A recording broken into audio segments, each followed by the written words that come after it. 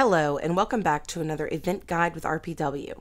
Now, today I really would like to go over how you can prepare for the feeding event because that is what everyone is preparing for. So we're not going to be going over the feeding event itself, but we will be going over, what you do up till the feeding event. And hopefully if you understand what to do to get you prepared for one, then you will do better in your next feeding event. And then have a better understanding, especially if you're new to this game. Now, what is the feeding event? Those of you that do not know what the feeding event is, this is whenever you are going to train your dragons by feeding them. So if you go down to your roster at the bottom, you're going to notice that I have some dragons here that have an exclamation mark and an orange bar overhead. That orange bar indicates that they have their full amount of XP and they are ready to be fed. And then, of course, this would be training your dragon or feeding your dragon according to this event. So you're going to go in, click train, and you would click train again. And this is where they would eat food and gain more strength and so forth by the XP. Now, to get XP, the best thing to do is to go out and do attacks. So you can go out, for example, I'll go ahead and go to the attack roster here, and you can select anyone in here to get XP. Like if I take out this 201, if I completely take out his base, I'm going to get 40,000 XP. When I scroll down, if I take this 229 completely with one dragon, that dragon will get 72,000 XP.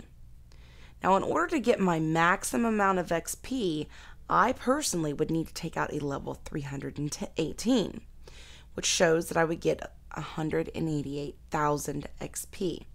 Now, if you're a lower level player, let's say you're a level 20, then you may not have to jump up as quickly. You may be able to find someone that's 21 or 22 and still get your maximum XP. But there will be a time frame where you're not going to be able to take out an entire base by yourself with one dragon or even with one backer and still get your maximum XP because the bridge is just too wide. Now, if we go over to bookmarks and I scroll all the way down here, we have free XP 280 down here. This is one of those Ember follow bases. So when you go in with your dragon, if your dragon's needing XP, you are going to immediately swap and somebody behind you will come in and take out as many towers as they can with Ember's Death Gaze. But this can be, a limited thing because once they get around the corner, then, it's an issue. But this base should carry you for your max XP until you're at least a level 180. So you should be able to get around that time frame, maybe a 160 or whatever. There's a good while that just this first little island here is going to give you what you need in XP. Now it's pretty cool because Ember heals as long as he takes no damage very quickly. Now I do have a video on free XP and how to use it. I might go in and do another video on that later, but go ahead and check that out if you do not know how to use free XP. Now the other one is Andy K123. This base is very similar to, free XP, except in this one you need to swap the moment you're in here. So in the other one I say swap immediately, but this one I say literally. There shouldn't even be a split-second decision between the time it starts and the minute you click swap. And the reason is because those lightning towers can be a threat to your backer. If they have already started attacking you, then that means that they are going to definitely attack the next guy. He needs to have a little bit of advantage and come in with Death Gaze and sneak that in 1, 2, 3, 4, 5 for a certain level player. Now, on this particular base, 1 does not get anybody any points. 2 will get everybody good points. But I think once you reach about around 200, you're going to need 3 towers total. And then once you get around 205, need more. And I know with me, I need all of those front 5 towers to get my maximum XP. Honest, I have not a clue, nor do I remember exactly, how much you need to get for each level. So don't take any of that as a literal thing, but basically you need to learn what it is, how many towers or what percentage that you need. Now, do remember one thing, however. The big thing you need to remember is that if you take out farms, they don't give you XP. Now let's jump over into another very popular XP base called Raging Midget XP. You can find this at XP Farms Loose X1. This team is a fantastic team for things. Now this particular base is one that a lot of people use as they're growing up. So definitely check them out, and of course this particular base. Now I want to show you another new team. You go in and you click, or search I should say, Farms with RPW. You will find the team that I just began for chest bases and so forth. Now this team right now anyways is for low level players.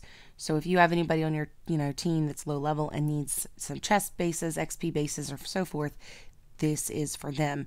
So be sure to go check that out. All right, so now you understand how to go get XP. And like I said, if you want to know how to do those particular XP bases, I do have one on free XP, but I also have one on Andy K. So you can also check that out. I believe that is going to be in my Beginner's Guide series. Okay, so now that you understand how to get XP, what do you do to prepare for the feeding event? Now, if I go back here, I'm going to click swap, and I want to show you something in the very beginning here. This is something I've been doing since I started. I found out about the feeding event like quickly on. I think it was my second week in this game. And I didn't have the dragons to feed because I think I only had the first 3 dragons or 4 dragons in the entire game anyways. But because of that, I knew about the feeding event right off the bat. So I would start training my dragons until they reached breedable level, and I'd stop. And the reason I would stop is because all I would do is build up their XP and hold, knowing that feeding event would come one day. Now eventually, I mean literally guys, I was doing XP runs on every dragon every day, and I ended up with over 1 million points as like a level 30, maybe a level 40. I was pretty excited about that. So that's how I prepared for it. And because I did so well, I've always done the same thing. I just prepare my dragons for breedable, and then I just stop and hold on my XP for the next feeding event. So you'll see here, for example, with Amarok, he's got stuff. So does Durga. Like every dragon I have has built up XP. Karna, Erd, Edith, literally every single dragon. And I'll show you how much. For example, there's this dragon here. If I click train, he can go up to level 30. And I'm not saying I do them all every day, but I'm going to be able to take him up between 4 and 5 levels. Then we have Aituru. He's going to be able to go up between 5 and 6 levels. I'm going to be able to take up this guy quite a bit of levels. Oh no, just a few levels. Sorry. And then I just reached my Garnet dragon. Yay! By the way, yes, I reached Garnet, so I'm super excited. So I held them off, knowing that feeding event may be coming soon. And certainly, sure enough, they have, announced the feeding event. So I'll be able to feed a Quester and 4 this week. Then I've got Rizar. You can go up a few levels. And then I just hatched Frostbiter, my new Garnet. So he's going to be able to go up, hopefully to breedable. And then Hosset, I've been holding back on his so that I can feed him. He'll probably be able to be finished off. And then I've got 4 who's going to be able to go up a few levels. And then if I go back into my back of my roster, I guarantee you I've got some that's got mad XP from before. Let's go back to maybe Durga. Okay, so he's got 3 million points saved up. He only needs 337 points in order to become breedable. To be experted. To be able to go up to his next level. So this guy has enough XP to expert him out easily. So once I get this feeding event going, it's going to be dragons like this that you're going to see, oh wow, she's experted out. So I'm going to be able to focus more and more attention on the dragons I have. Now, every single feeding event, it never fails. I never get enough food to feed every dragon that is hungry. And at that point, I'm also at my goal points, and it's like, I would keep going, but I can't, there's no way I can jump up another 2 million points, so we'll just stay where we are, and I'll use those the next event.